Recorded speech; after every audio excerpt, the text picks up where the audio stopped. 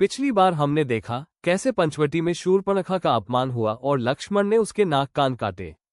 क्रोधित शूर्पणखा ने अपने भाई खर, दूषण और त्रिशरा को अपनी विशाल सेना के साथ राम पर आक्रमण करने के लिए उकसाया, पर राम ने अकेले ही उन सभी का संहार कर दिया। अपने अपमान और भाइयों के वध से क्रोधित शूर्पणखा सीधे रावण के पास पहुंची और सीता के अनुपम सौंदर्य का वर्णन कर रावण को सीता हरण के लिए उकसाया। रामायण की सबसे बड़ी त्रासदी की नींव पड़ चुकी थी। शूर्पणखा के शब्दों और सीता के सौंदर्य के वर्णन से रावण का मन व्याकुल हो उठा। अपने भाइयों के वध का प्रतिशोध और सीता को पाने की आसक्ति ने उसे अंधा कर दिया था। उसने तुरंत सीता का हरण करने की एक कुटिल योजना बनाई। इस योजना को सफल बनाने के लिए वह अपने मामा राक्षस मारीच के पास पहुंचा, जो अपनी मायावी शक्तियों के लिए जाना जाता था। रावण ने मारीच को आदेश दिया कि वो एक स्वर्ण मृग का रूप धारण करे और पंचवटी में राम की कुटी के पास जाए, ताकि राम और लक्ष्मण कुटी से दूर चले जाएं और सीता अकेली रह जाए। मारीच पहले तो डर गया, क्योंकि वो राम के पराक्रम से परिचित था। उसने रावण को समझाने का प्रयास किया कि राम एक साधारण मनुष्य नहीं है और इस योजना का परिणाम विनाशकारी होगा। परंतु रावण के क्रोध और धमकी के आगे मारीच को झुकना पड़ा। रावण के आदेश पर मारीच ने एक अद्भुत स्वर्ण मृग का रूप धारण किया। उसका शरीर सोने सा चमक रहा था और उस पर हीरे मोतियों जैसी आभा थी। वह अत्यंत आकर्षक था, जैसा मृग संसार में देखा नहीं गया था। यह मायावी मृग पंचवटी में राम की कुटीर के पास आया और घास चरने लगा। देवी सीता की दृष्टि उस अद्भुत मृग पर पड़ी। वे उसकी सुंदरता पर मोहित हो गईं और उन्होंने राम से उस मृग को जीवित पकड़ने का आग्रह किया।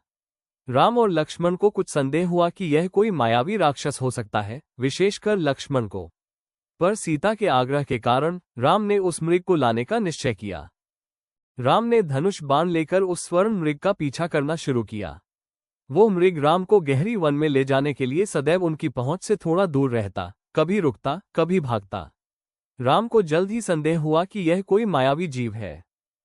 अंततः राम ने क्रोधित होकर उस पर अपना बाण चला दिया। बाण लगते ही मायावी मृग अपने असली राक्षस रूप में आ गया। वो मारीच ही था। मरते हुए मारीच ने राम की आवाज में जोर से "हा सीते, हा लक्ष्मण" की पुकार लगाई, ताकि सीता और लक्ष्मण को लगे कि राम संकट में है। यह मायावी पुकार पूरे वन में गूंज उठी। पंचवटी में सीता और लक्ष्मण ने राम की वो करुण पुकार सुनी। सीता राम के संकट में होने का सोचकर अत्यंत व्याकुल हो गई और उन्होंने लक्ष्मण को तुरंत राम की सहायता के लिए जाने का आदेश दिया। लक्ष्मण जानते थे कि यह कोई माया है, पर सीता के बार बार कहने और उनके अश्रु देखकर वे विवश हो गए। जाने से पहले लक्ष्मण ने अपनी शक्ति से कुटीर के चारों ओर एक सुरक्षा रेखा खींची, जिसे लक्ष्मण रेखा के नाम से जाना जाता है, और सीता को चेतावनी दी कि वे किसी भी परिस्थिति में इस रेखा को पार न करें। लक्ष्मण सीता को अकेले छोड़कर राम की खोज में निकल पड़े। जैसे ही लक्ष्मण गए, रावण एक भिक्षु साधु का वेश धारण कर कुटीर के पास आया और सीता से भिक्षा मांगने लगा। सीता ने जब उसे रेखा के अंदर आने को कहा, तो उसने मना कर दिया और कहा कि वह भिक्षा तभी लेगा जब सीता रेखा के बाहर आए। धर्म का पालन करने के लिए सीता ने लक्ष्मण रेखा को पार किया। जैसे ही सीता ने रेखा पार की, रावण अपने असली और भयानक राक्षस रूप में आ गया। उसने बलपूर्वक सीता का अपहरण कर लिया।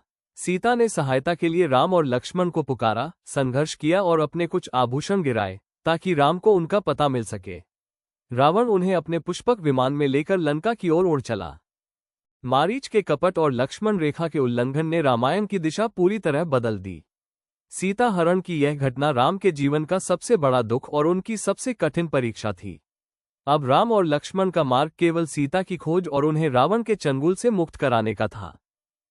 राम और लक्ष्मण सीता को कैसे खोजेंगे और रावण से सीता को मुक्त कराने के लिए उन्हें कौन कौन सी चुनौतियों का सामना करना पड़ेगा, जानने के लिए हमारे अगले भाग को देखना न भूलें। अगर आपको यह मार्मिक भाग पसंद आया तो कृपया वीडियो को लाइक करें, अपने दोस्तों के साथ साझा करें और ऐसी ही रामायण कथाओं के लिए हमारे चैनल को सब्सक्राइब करें।